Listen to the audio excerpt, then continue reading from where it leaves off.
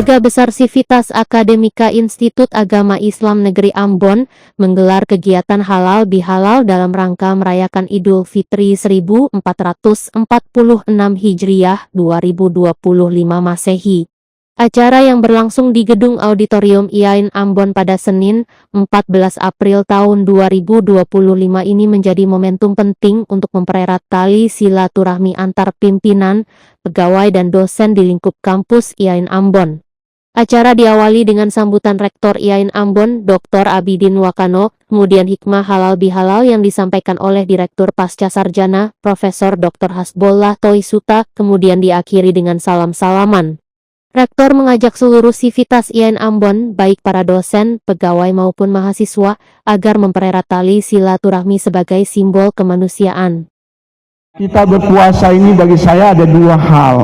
Yang pertama adalah self-control.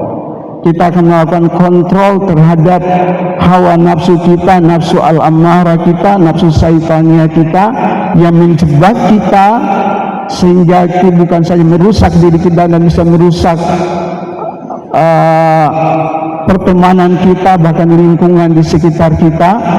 Manusia ini, kalau Hobbes mengatakan homo homini lupus, kalau tidak terkontrol hawa nafsu, dia menjadi predator yang sangat berbahaya di muka bumi.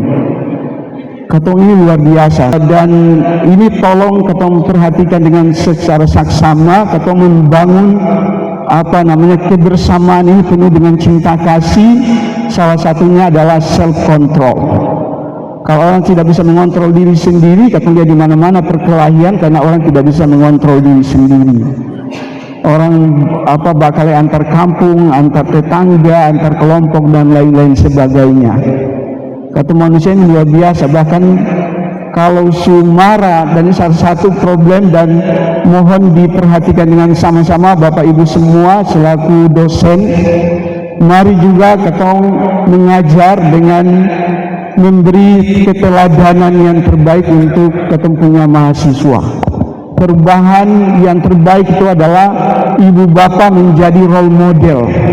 Role model itu menjadi sangat penting. Saya selalu bilang, kita ini tidak berhak merubah orang lain, tapi kita ini lebih berhak merubah diri kita sendiri, sehingga orang lain bisa berubah karena kita berubah. Kita harus hati-hati menggunakan kata-kata.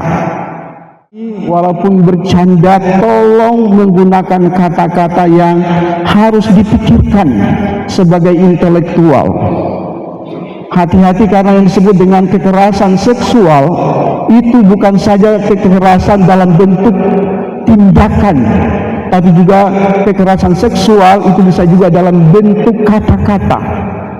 Kekerasan itu bisa dalam bentuk kata-kata, Bapak Ibu sekalian. Hati-hati sekali. Kata orang Maluku ini, kalau marah semua binatang di kebun binatang panggil datang. Kita panggil kambing lah, kambing bertanya sejak kapan kita buat masalah dengan saya. Kita panggil sapi lah, bayangkan sapi yang kita potong, kita kuliti, cincang-cincang, sudah cincang lagi, belum cukup goreng lagi, belum selesai kita kasih dia cabai dan seterusnya, kita makan akan. Ketika ada yang bersalah, kita bawa kambing dan sapi ke nama. Kambing sapi sampai sejak kapan kita bermasalah dengan saya dan seterusnya. Dan saya ingin tekankan, hati-hati yang disebut dengan kekerasan dalam bentuk verbal, terutama kekerasan seksual. Jadi kekerasan seksual bukan saja dalam tindakan ibu bapak, tapi juga dalam kata-kata. Hati-hati. Masyarakat sekarang sudah sangat cerdas. Kita tidak hati-hati, akan bisa menjadi blunder dalam kehidupan kita. Saya ingin menekankan itu kepada kita untuk hati-hati dalam menggunakan kata-kata. Falyakul khaira aw liyasmut, berkata-katalah yang baik atau diam. Kata harus menggunakan ahsanu qaulan, kata-kata yang terbaik. Qaulan ma'rufa, qaulan layyina, kata-kata yang lemah lembut, qaulan sadida, qaulan baligha dan seterusnya.